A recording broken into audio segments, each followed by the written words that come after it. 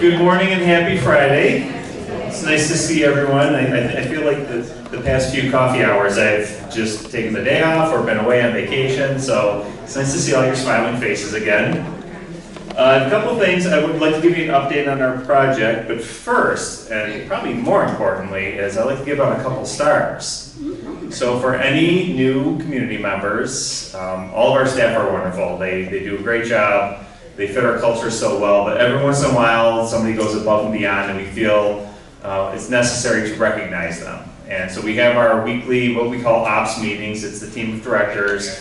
And I start off the meeting with talking about inspirations. Tell me your inspiration of the week. And I say, do we have any stars? And right away, our facilities director, Matt Lawless, said, I've got a couple of them. And I'd like Andy to come up. Whoa. Come on up, Andy.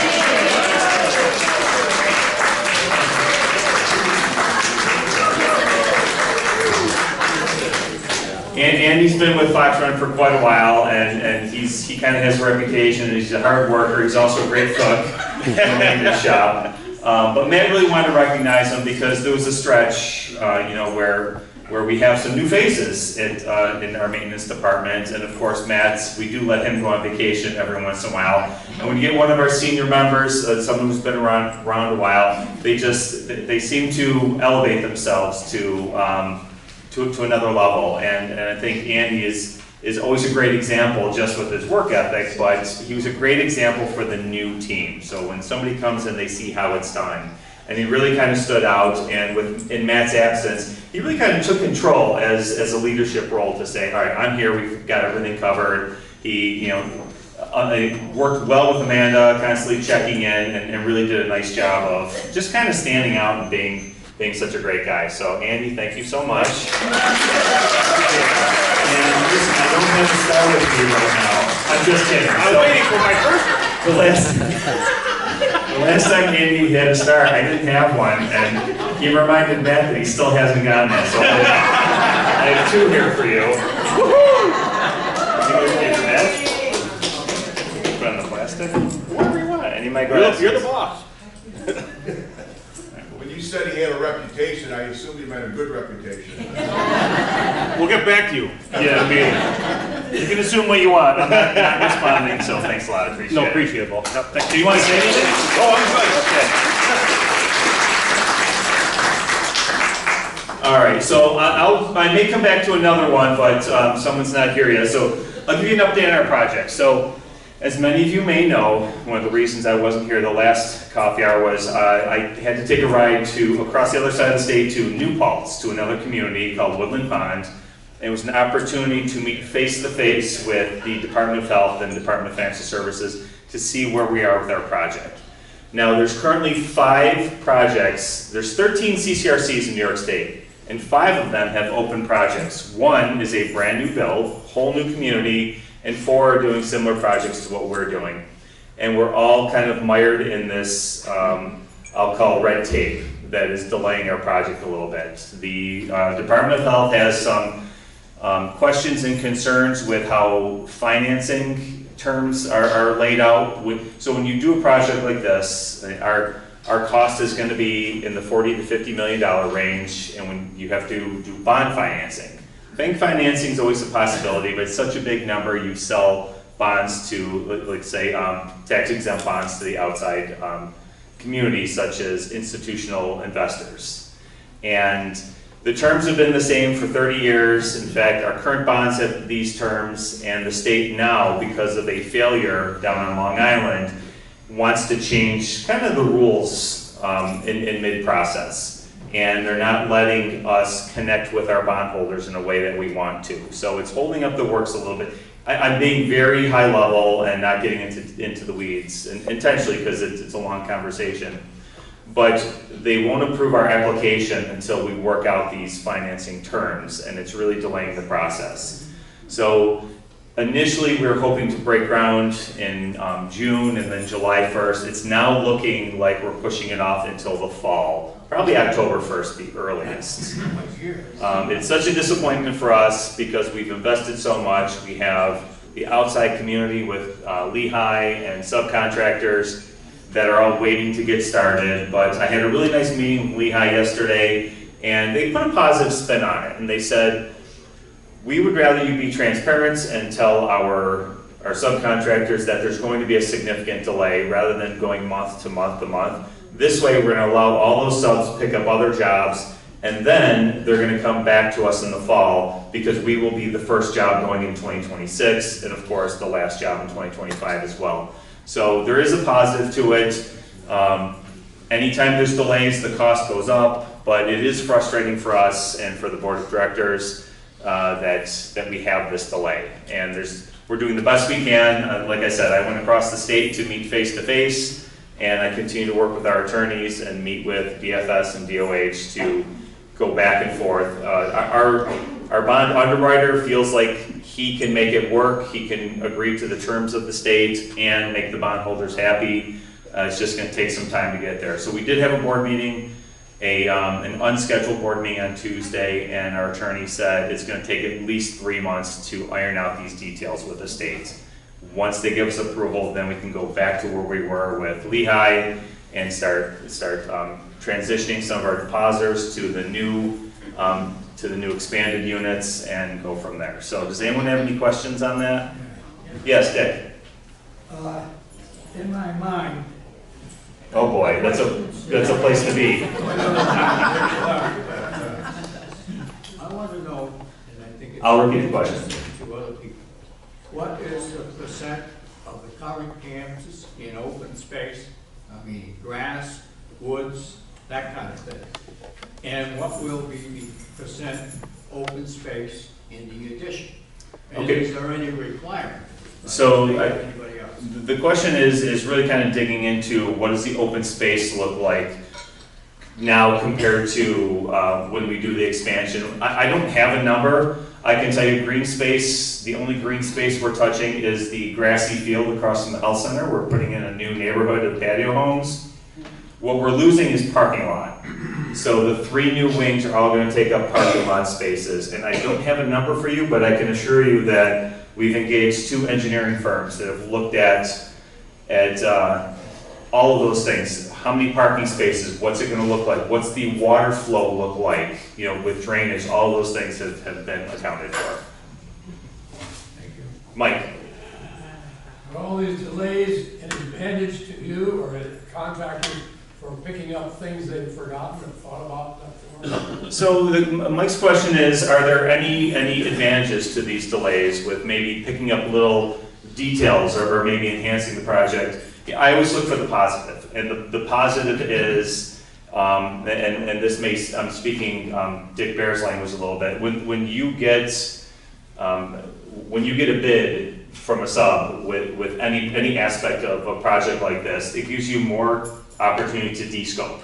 And de-scoping is, they give you a number, $1 million to do this.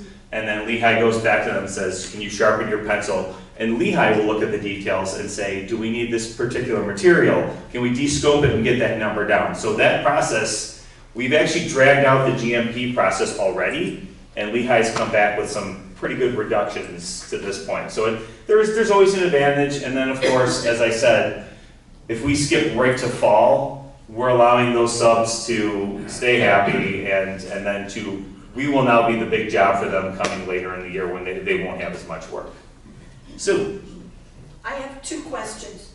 Where is the new CCR going to be, and would it take, if it's this direction, would it take away potential residents? And secondly, groundbreaking October 1st. How much can the contractors do through our wonderful winter? Great question. So Sue's first question was this new CCRC I mentioned. Where is it, and will it take away from us? It's in Brooklyn. It's called River's Edge, and they've already invested quite a bit of money out there, and they're ready to go. They're just waiting for the okay. The second question, what was your second question again? The second question, October 1st and winter. Yes, so Sue's point is actually great. That's always a fear, and this is something I specifically said to the state 2 weeks ago when I was in downstate, that in Buffalo, a month delay doesn't mean you just shift the whole project a month. Because if you start a month later, now you're getting into winter months. There's certain things you don't want to do because it costs more. So if you If you're putting in foundations, it may be different in frozen soil versus summer months. Or if you put up a shell, you may have to heat the building so that you have to spend extra money to heat it so that the workers can do what they need to do. So yes, there probably will be some extra costs, but hopefully with what Mike had said, we have enough de-scoping and we have enough contingency and cushion in the project that we can offset some of those. Okay, thank you. Yes, Jerry?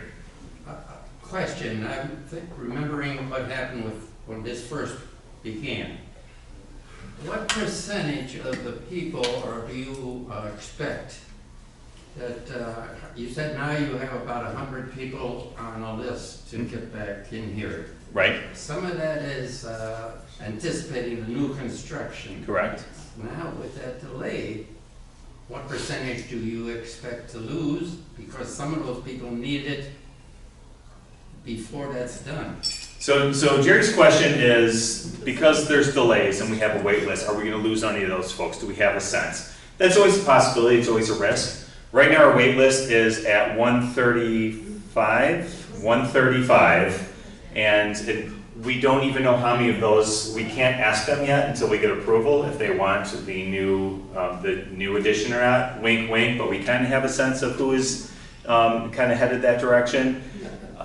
So the nice thing about the way this is laid out now, if somebody gets to the point where they want to move in before we finish building, they're deposits for the existing campus as it is, so we can have them here. When you have a wait list that large and you don't have any openings, there's always risk that people are going to go somewhere else. So we have that right now. I don't have a number for you, how many we think, but I don't think it's going to be any greater than it is right now. Thank you. Yes, Margot. Are you or the Department of Finance in the state worried about how much extra the tariffs are going to add? Because you got steel, you got wood, you got who knows what else. Great question. So Margot's question is, are we worried about tariffs and inflation? Absolutely we are. So this is part of the bid process that we're going through right now where Lehigh is talking to subs.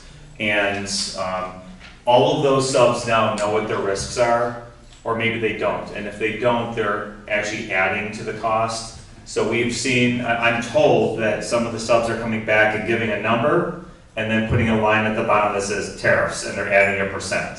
So we're working with those subs to balance out the risk. And what I mean by that is we're willing to take on some of the financial risk if the price does go up, so that we're not going to put a small mom and pop contractor out of business. But at the same time, if the tariffs don't happen, we're going to get some of those savings too. So we are working, it is part of the entire bid process. And yes, of course, we are afraid that the cost of lumber in Canada and steel from wherever is going to continue to increase. But that tariff talk is backed off a little bit. Some of those costs have actually come down. So yes, we are well aware we're going to keep, I mean, the talk is always out there, but the reality of the pricing so far from what our subs have seen has been more stable than you're seeing in the media. So, October 1st, groundbreaking. Is groundbreaking hypothetically gonna just start in patio homes? Or maybe one wing, or are we gonna break ground all over campus? that's a great question. Sue, man, a couple really good ones today. So what does groundbreaking look like? So Lehigh is treating this as 5 projects. And, okay, it's site work, it's patio home neighborhood, it's independent living, and it's 4 and 5. And there is a scheduling of how they basically, the ground breaks, and essentially they're all going to be going at the same time, but there will be one at a time. We're only going to have one ceremony and celebration, but because they're separate projects and separate builders on some of them, they will be simultaneous. Yes, I'm going to take one more because we do have a speaker. At what point in the process can you sell bonds so that we have access to funds? So the question is, at one point in the process can you sell bonds? So when the state gives us their approval to start turning deposits toward the new units, and our underwriter, Ziegler, is going to go to the bond market and they're going to price them out and start selling to the institutional buyers. And these are like Vanguard or some of your, whatever your mutual fund holdings are. Whether they're gonna sell them on the retail market, which is for everyone in this room, they'll probably do some of that, and it'll be at the same time as the institutional. It'll be probably, I'd say 2 or 3 months after we get our approval, so that they can get all their ducks in a row. And then they'll sell them to, say, a Wilmington, who can then sell them on the retail market. So, and in fact, the gentleman, our underwriter, he actually owns our bonds from 2015, which were repriced from 2007. So I will keep you posted if we're able to get access to it on an individual basis. Bill, Yes, Peg. I just want to thank you and your team for both your transparency and the responsibility that you take for the financial piece of this place, because we are in good shape and it's because of you. Well, thank you for saying that, Peg. I would be lying to you if I said the past few weeks haven't been stressful. I was supposed to be at a great conference in New Orleans. I came back here instead just because there was so much happening, and it is a lot. But it's nice to get this support, and the team around all of us is really works so well that it does make it a little easier. But things happen the way they will, and we're always optimistic, and it'll be good. October 1st is our target. Like I said, hopefully we can stick with that. Hopefully they don't push us any further. But before we hand off to our very patient guest speaker, I do have one more star I want to give out, and that's Jack. Yeah. Jack, come on up.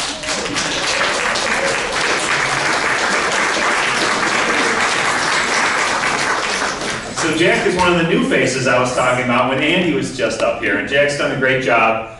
And you know, every once in a while we have those big events at Fox Run, whether it's a snowstorm or in this case a power outage.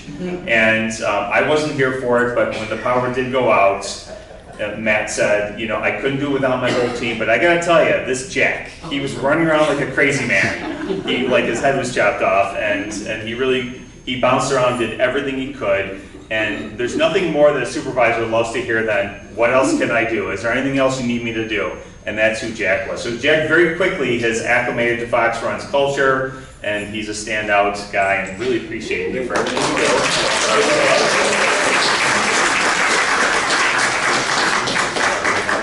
Put it on the outside. This plastic thing breaks, I'll get you this. All right. Did you want to take the mic and address the crowd, or? No. Okay.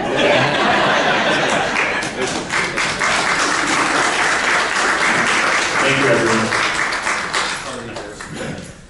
Good morning, everybody. Just a few announcements before we move on to our speaker. Something new on the calendar, starting tomorrow. If anyone remembers Nevin Hope, he used to work here as a driver. Nevin, still wishes to be connected to Fox Run, so he has agreed to volunteer at 10 a.m. every Saturday here. He'll be in our creative arts room doing a Bible discussion. So everyone is welcome. I urge you to check it out if it's something that interests you, but see that on your calendar, and that starts tomorrow. So we're grateful to still have Nevin at some capacity at Fox Run.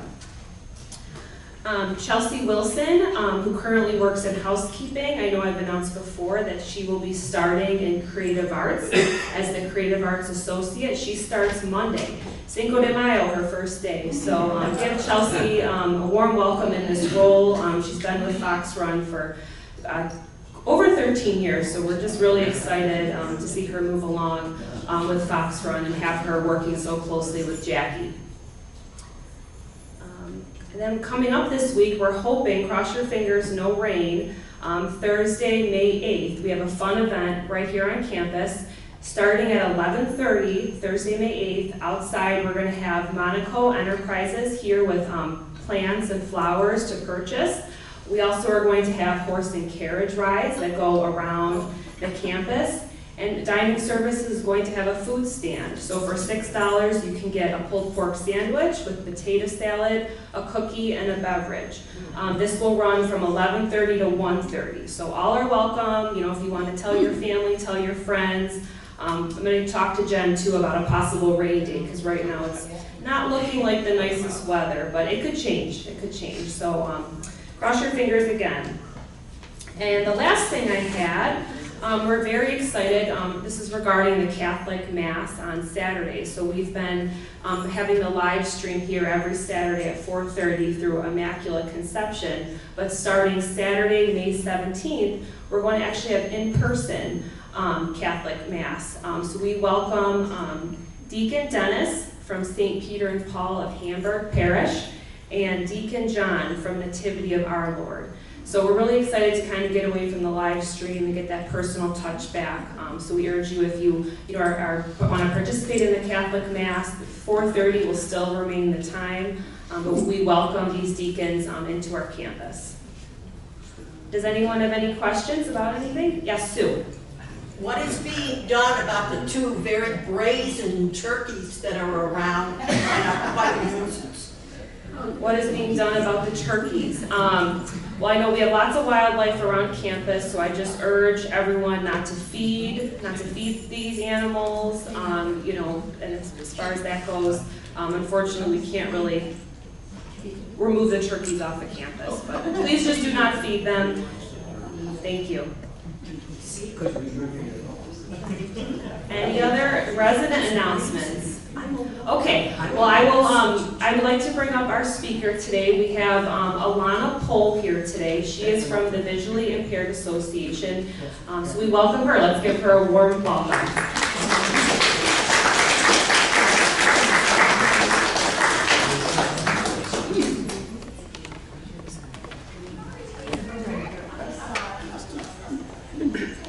Hi folks, good morning.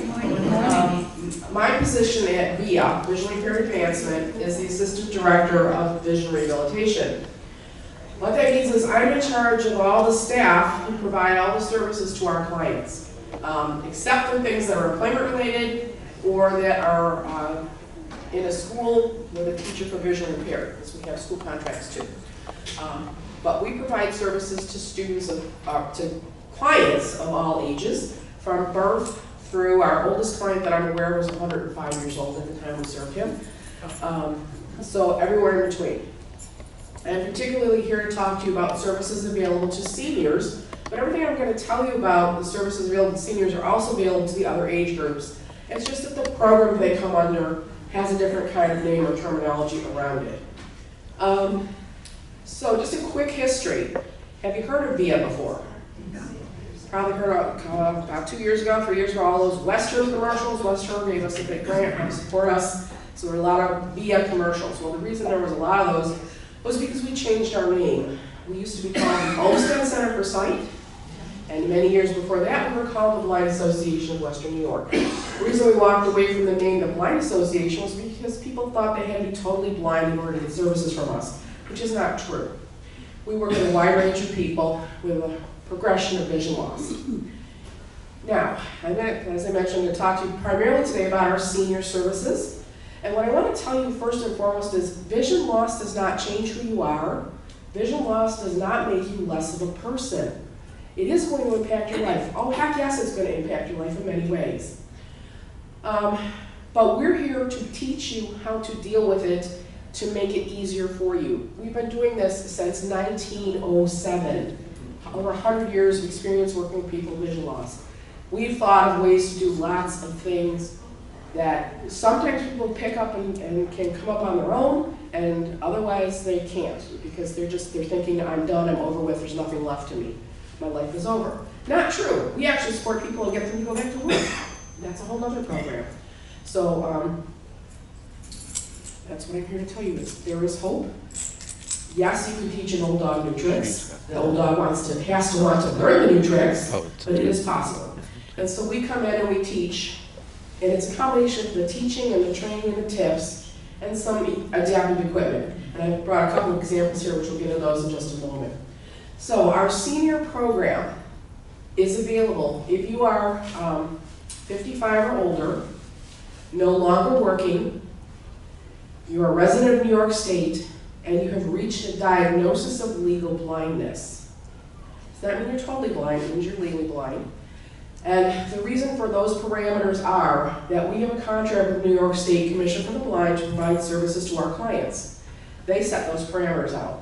They pay for us to provide the services, so it does not cost the client to have to pay for them. So we either work with you private pay, if you don't qualify to do the program, because health insurance does not cover what we do, or you qualify to be in the program. So first thing we need is we need that proof of legal blindness to be in the program, which if I haven't said the name of it yet, it's called the Adaptive Living Program, ALP. That acronym gets used a lot in senior circles, and depending on what circle you're in, what it means. For us, it's Adaptive Living Program, ALP. So if you become a client of ours and we tell you you're an ALP, it doesn't mean we're calling you a mountain. It means, by the way, those are my own initials personally, ALP. So we're just referring to that as the program you're in. You're an ALP client. So typically people start their interaction with our agency by coming to our low vision clinic.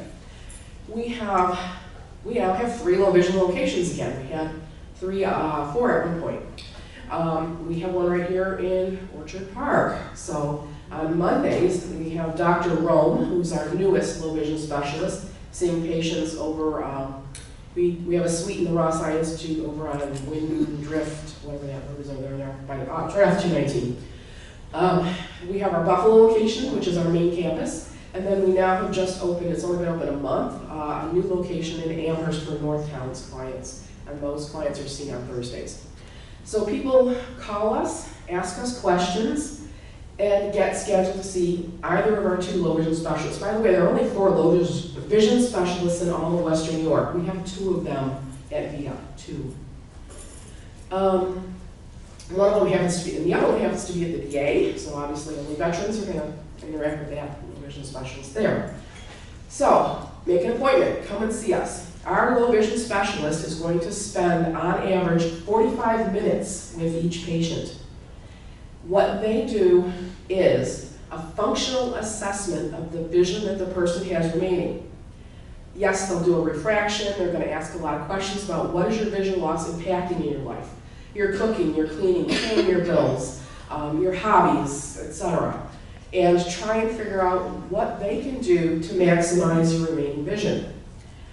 They're not medical doctors. They are not going to prescribe you medications, tell you you have to have surgeries, etc. Because they're technically optometrists, ODs, but they have added on low vision certifications on top of just that degree.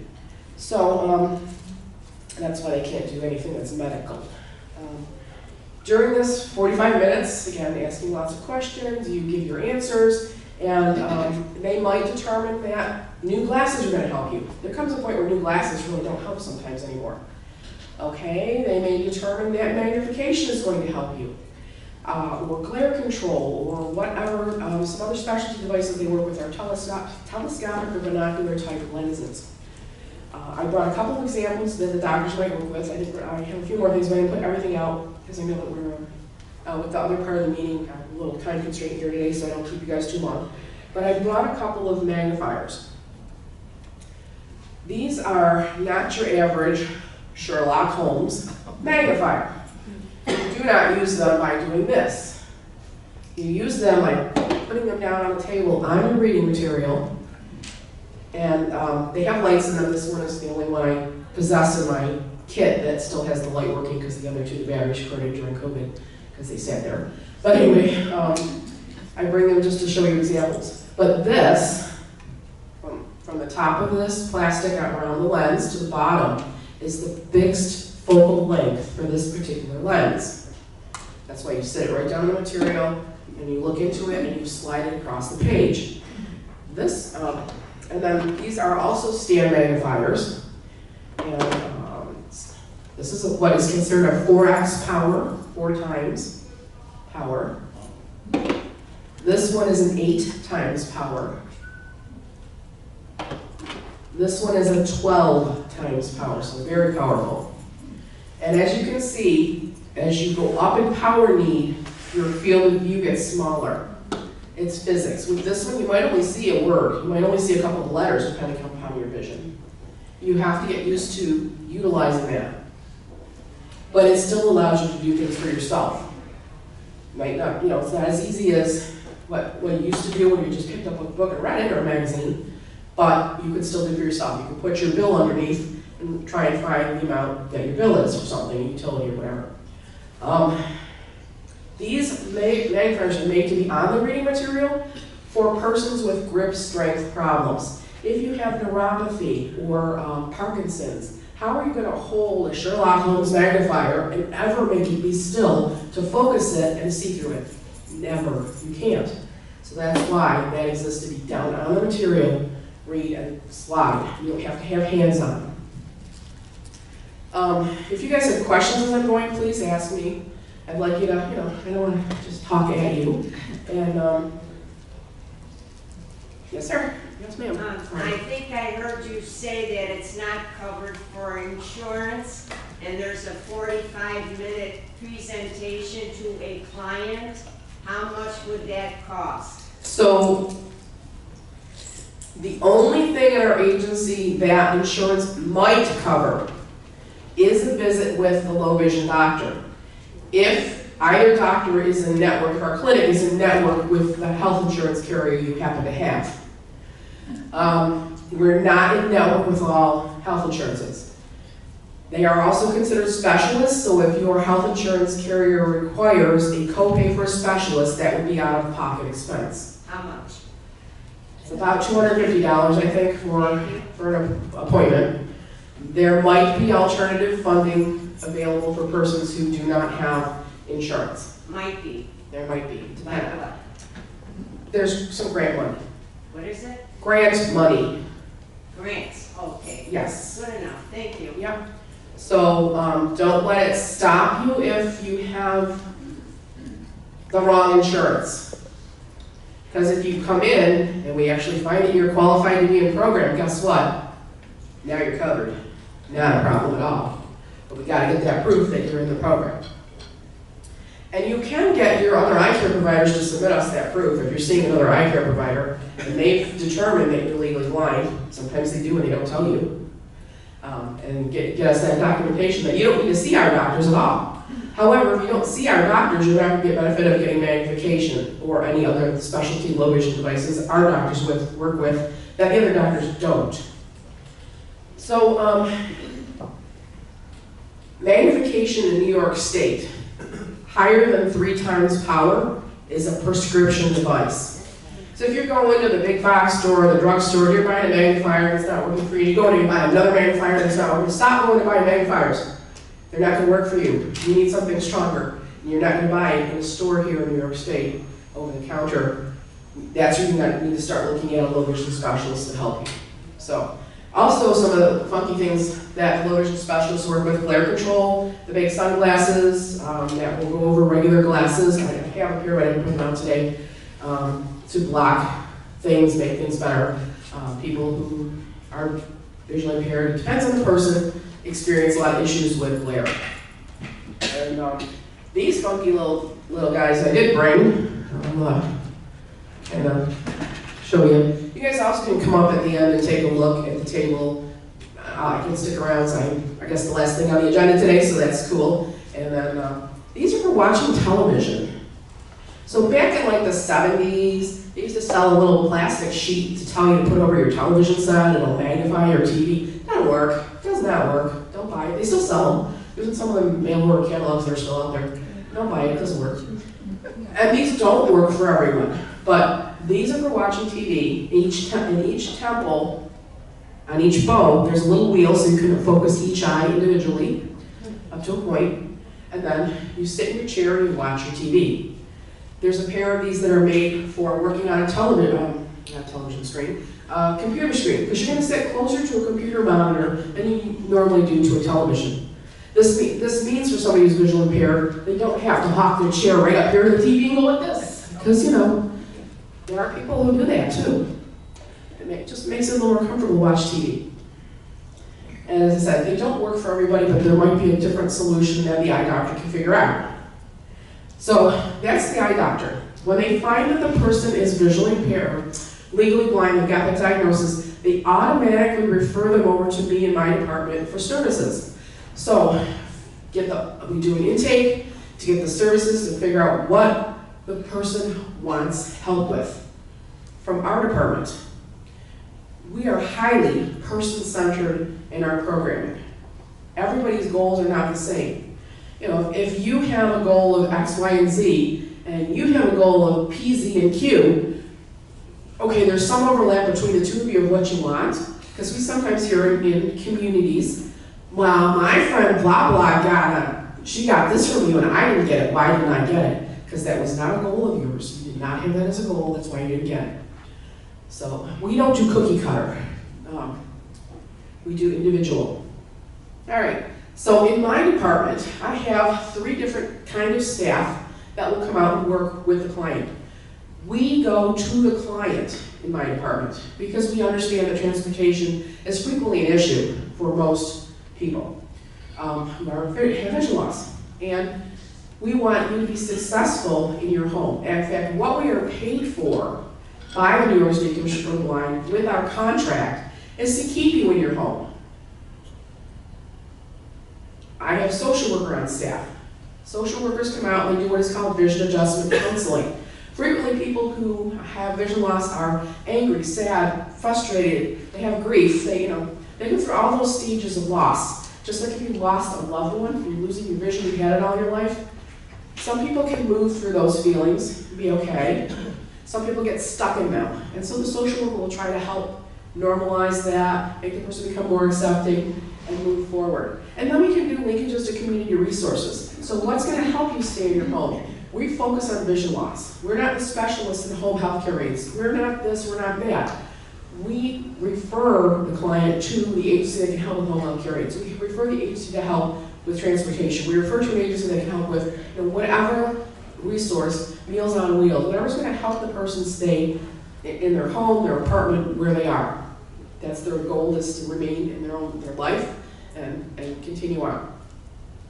So a lot of our clients are frequently afraid of the social work piece because they think we are going to come in and tell the person, you got to get out. You got to move into assisted living. You got to go to skilled. You got to move into another. No, we are paid not to do that. We are paid to help you try to remain in place where you are. So please don't be afraid of our social worker if you need social work assistance. Another piece of our program, and I'm kind of going backwards here for a reason. I usually start the other way around and end with social work, but I'm going backwards. Is an orientation mobility instructor.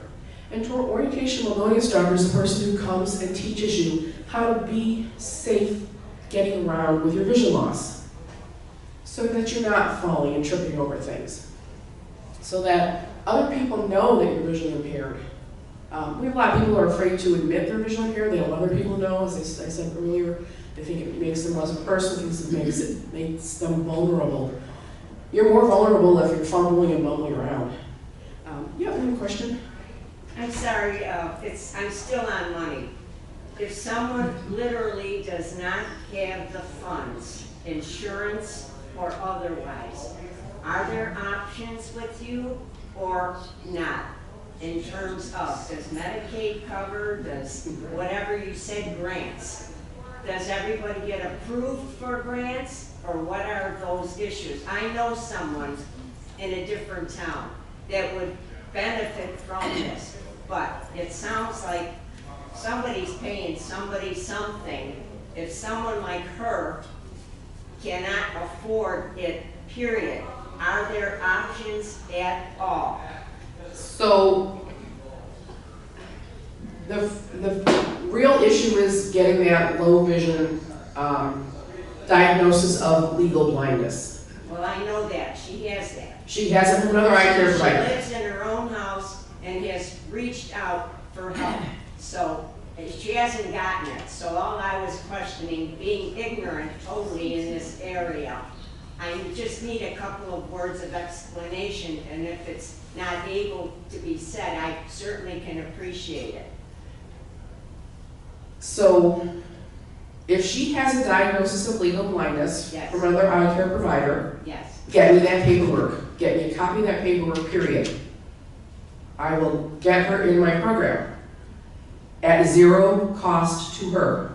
Zero. Because the program will open and it will be what she needs. She's not local. She's in Tonawanda. We cover all 8 counties of Western New York. Okay, okay. So I'll stop and get information from you after this presentation. Yeah, just get me her. I have no control over the grant money. That is outside my jurisdiction. Typically speaking, we will utilize it if the person really has nothing, no resources, and no insurance. But I can't tell you 100% yes to everybody because I have no control over that. She has some money because she's in her own house. Okay, I'll talk to you after. Yeah, not a problem, not a problem. So, the orientation mobility instructor, they're the person that can teach you how to walk around with a white cane if you'd like. So it's a tool. Forgive me 1 second. Need 2 hands for this. It's a tool. It is typically utilized, I'm sorry I gotta switch hands now because I'm right-handed. And whatever your dominant hand happens to be, and you sweep the ground in front of you to find out about the ground. Now, it will, you're gonna, hit something, what is it? So I can stop and explore a little bit, or I can stop, okay, it's a table, and go on. It gives you a little bit of tactile information, because the carpeting in here is gonna feel different than if you go onto a tile floor, if you go outside onto concrete, so that the feeling is a little bit different. It sounds a little bit different as you're sweeping too, if you don't have a hearing impairment.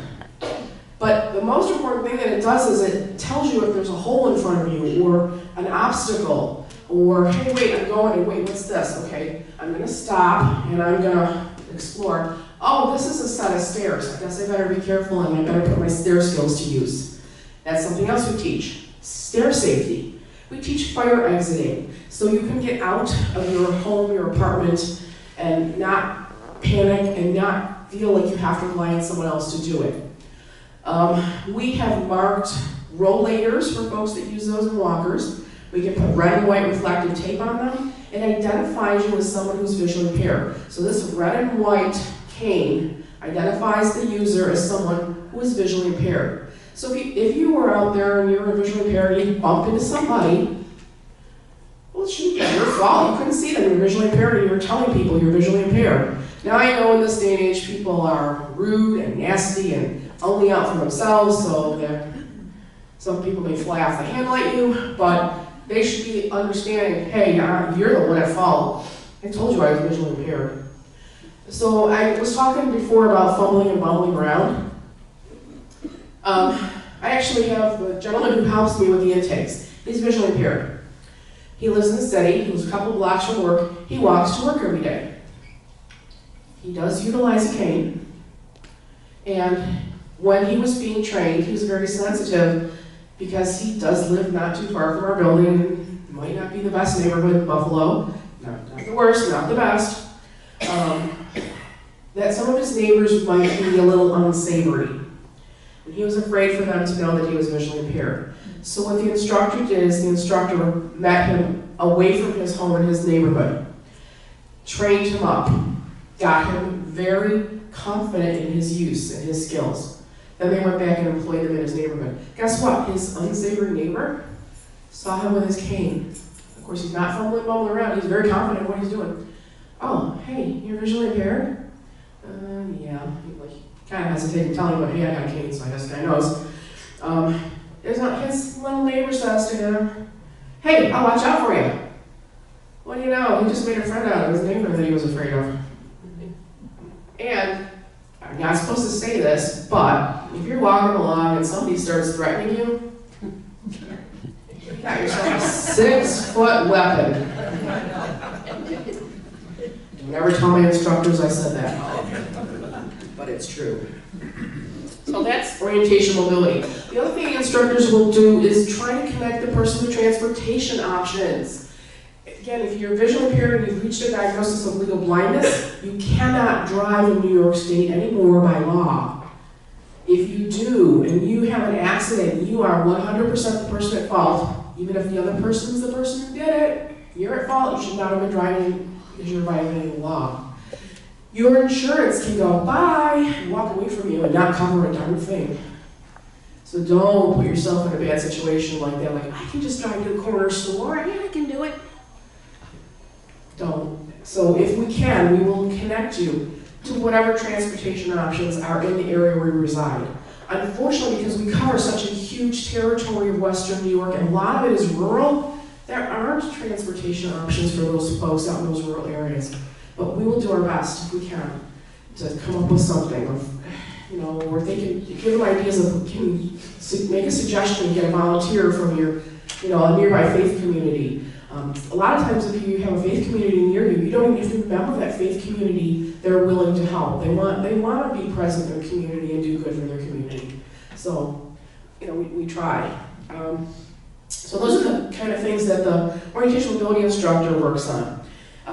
Street crossing safely and much more. Now, the last part of our program for seniors and for anybody is called Vision Rehabilitation Therapy, BRT, Vision Rehabilitation Therapy. This is the part of the program that everybody gets services from, so sometimes there's a little bit of a wait list for it, because we're short-staffed, just like everything else, everybody else out there. So the rest of my visual aids here, my adaptive equipment displayed on the table, come from the person who is the vision rehabilitation therapist. This person is going to come to the house, work with you, again, that person-centered. What are your goals, what are your needs, what do you need to accomplish to take care of yourself and your home and your family? And then let's figure it out. There are old school ways to do things. There's technology that makes stuff really cool if you're a technology user. You don't have to be. The old school ways from 1907 or somewhere in the 1970s still work if you're not a tech person or you're afraid to be a tech person. So I brought some goodies to show you. These are kind of common things, but there's much, much more out there. Again, it can be very person-centered. This is a kitchen timer. It is a bunch of things. So adaptive equipment comes in talking, tactile, or large print. This comes in a couple of them. What it doesn't do is talk, but it is audio in a bell. It has a bell. So this is high contrast, black and white. It is tactile, everything's raised on it, you can feel it. And the bell is mechanical. No batteries in this sucker to deal with. It will actually, I can't get it to it right now. But there are digital ones that have batteries in them, and so on. So again, it's depending on what's going to help the person. So cooking. This is called the high contrast cutting board. You use the white side for your dark vegetables and meats, so you can see what you're cutting versus what's behind it. You use the dark side to cut your onions, your potatoes, your parsnips, things that are white, light in color. Again, so you have the contrast between what your cutting board is and where what you actually are cutting. This is just an extra long oven mitt. Reaching into your oven if you're visually impaired. How do you feel about that when it's 400 degrees? Well, on me, this goes very nearly to my elbow. I'm not a small person. And some of our petite little lady clients probably goes up to their pit. So you're pretty well covered reaching into your oven. This little glove is called a cut-resistant glove. Many people who are diabetic, many people who are visually impaired, afraid to use a knife. I'm going to cut myself. I'm going to do some damage. There's a couple different ways to accomplish cutting safely. This is one of them. This glove has Kevlar in it. So if you wear it and you're just slicing and you slice across your finger, it's not going to cut the glove. It's not going to cut your finger underneath. I can't tell you if you're wearing it and you put the knife point into your palm, that the knife point's not going to go through it into your hand. That, unfortunately, I can't tell you. But if you're using it for the intended purpose of slicing something, you will not get cut. We have large print measuring cups, measuring spoons, measuring cups. It has the stainless steel cups in their cover with a stamp into the stainless steel. I still have those. And I look on myself, I'm not technically visually impaired, on myself I'm looking at it going, okay, this is the quarter cup, this is the, If you really, really love your own that you already have, we can mark them for you, or we can get you a set of these. So we would mark them with tactile so you can feel. I didn't put the little orange bump dots out, but we take some bump dots, glue them to the handle, and one bump dot would be a cup, 2 bump dots would be half a cup, 3 bump dots would be 3/4 of a cup. You know, we teach you what we were doing with them, so you know. So those are just some kitchen things. If you happen to still have a landline, this is a large button, large print, high contrast landline telephone. This is a white one with the black lettering. Comes in reverse of black plastic with the white lettering, if somebody sees that better. If you're a smartphone user or a cell phone user, we can help you make that accessible for vision loss. We can't get you a cell phone, but we can help you make the one you have better, or we can advise you on other items that you would have to purchase that because cell phones come with a cost. This doesn't come with a cost, you're already paying for a phone line. And cell phones can be proprietary to a certain cell carrier, so that's why you have to get your own cell phone, but we can help you, advise you, and again, or make it accessible for you, more accessible. This little button, you want to guess what this is? It sort of looks like the Staples button, but it's blue. It's actually a clock. What time's not going to be right? The time is 10:37 a.m. It's a little off, sorry about that. And if I push it again, it's going to give me the date. The date's wrong because we found out this is more than 10 years old. And we found out that when they manufactured them, they only programmed them for 10 years for the date. So it's off by like a day or something because or 2 days because we've got a leap year or something in there. But anyway, that's what that is. So again, back to the phone, being able to look up and track your own phone numbers for yourself, be able to make your own calls to your doctor. This is a large print address book.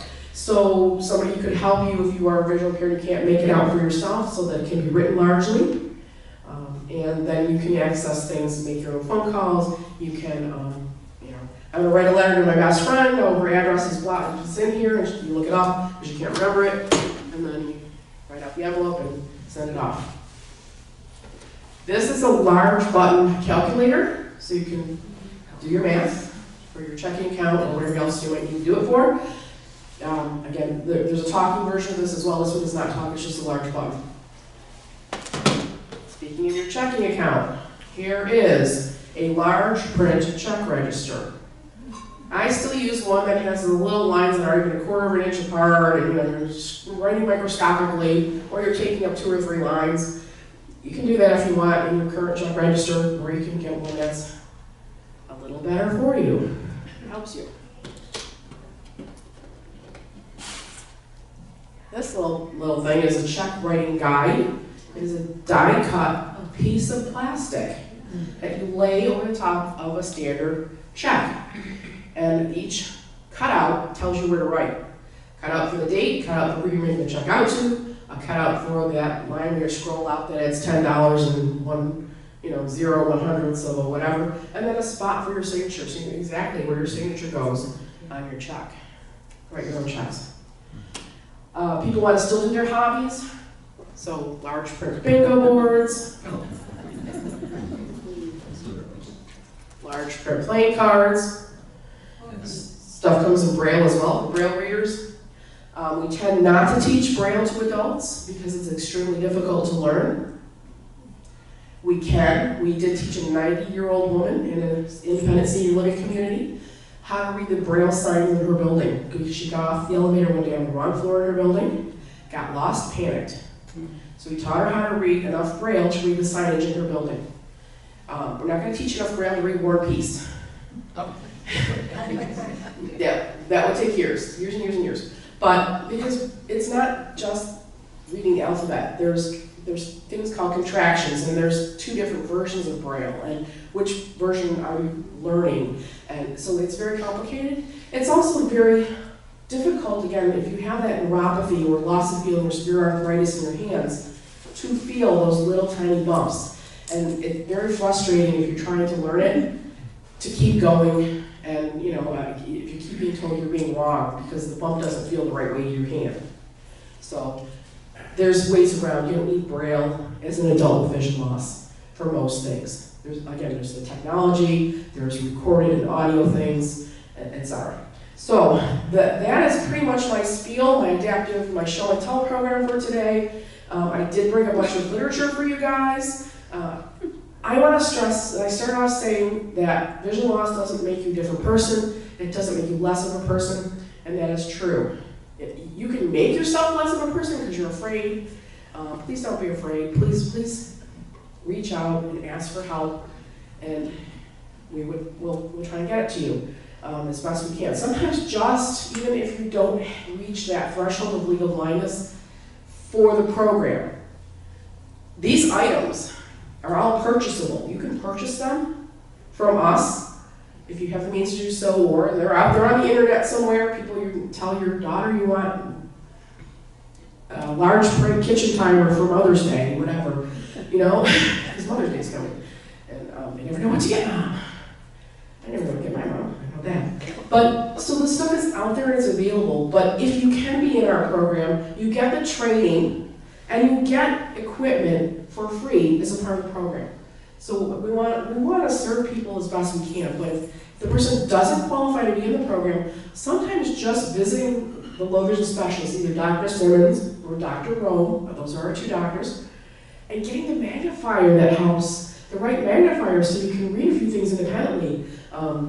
We've had people who come in and see our doctors, and they get the magnifier, and they find that it makes their life better at home. Like, they're using the magnifier in the microwave, so then when we get out there to work with them to do the services, I don't need my microwave tomorrow because my magnifier works perfect. So what I always tell people when they're starting a program is, don't think of, okay, this is great now, think of what if I have more vision loss? What if? Let us help. Also, I'll tell you this, I hear a lot of, my wife takes care of that for me, my husband takes care of that for me.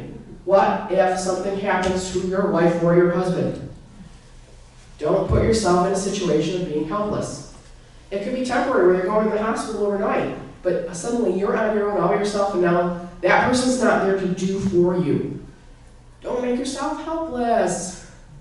That's all I can say, We don't want that. We want to help. So I can walk around and pass up literature to you guys. There's a couple different things in there, like the differences between the different eye doctors, the definitions of legal blindness and low vision. There's some tips on living with vision loss. Lighting, contrast are very important. Throw rugs are a disaster for falls with people with vision as well as people without vision. So if throw rugs, you should get rid of them.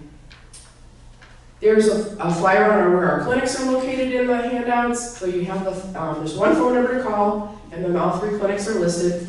And there's also a flyer about 211. You guys know what 211 is? Have you heard of 211? No. So we have a contract. We run 211 at VIA. The vast majority of the staff at 211 are blind and visually impaired. I like to tell people that 211 is the internet for somebody that doesn't have a computer. It can be used by anybody. It's available 24 hours a day, 365 days a year. You have a question about something like health and human service related, or where can I get my taxes done for free? Who's giving away the Toys for Tots gifts? Because I know the family has nothing. You can call 211, ask them those questions, they will give you the answers. And as I said, almost everybody, not everybody, but vast majority of people answering the telephone at 211 as someone who is blind or visually impaired. They will get you that information. And again, it's 24 hours a day, 365 days a year, no cost to call. You want to call up and say, hey, I'm losing my vision. I forgot about this lady. They'll tell you to come to me. So thank you guys. Thank you.